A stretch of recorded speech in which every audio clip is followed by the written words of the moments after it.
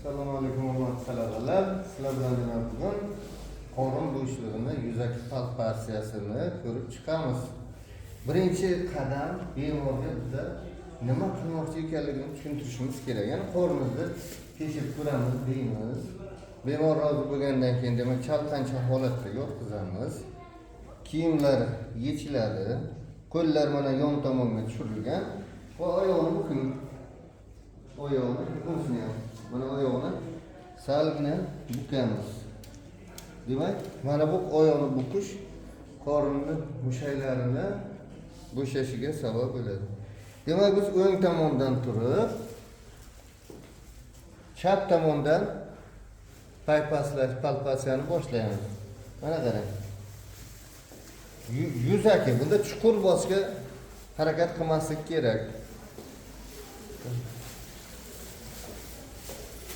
Mana epigastral soha, kindik atroflari bo'sh saqlan, bo'sh.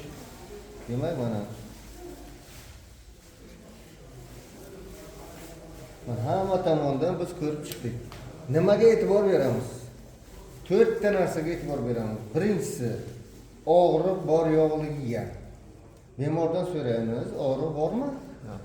Og'riq yo'q. Og'riq bo'lgan joyda palpatsiya qilmaymiz, atroflarini palpatsiya qilamiz. Demak, og'riq borligiga e'tibor berdik. Ikkinchi qiladigan ishimiz. Mushaklar tarangligi bormi yo'qmi? Mana mushaklar yumshoq, bo'sh. Mana mushaklar bo'sh. Masalan, appendisit bo'ladigan bo'lsa, ana bu yerda o'ng yonbosh sohasida mushaklar tarang bo'ladi. Mana shu vaqtning o'zida mushaklarni demak, tarangligi yoki rigidligi deydi, yoki taxtasimon qorin bor yo'qligini tekshiramiz. Demak, qorin mana taxtada, mana taxtada qattiq bo'ladi, bu o'tkir qorinda.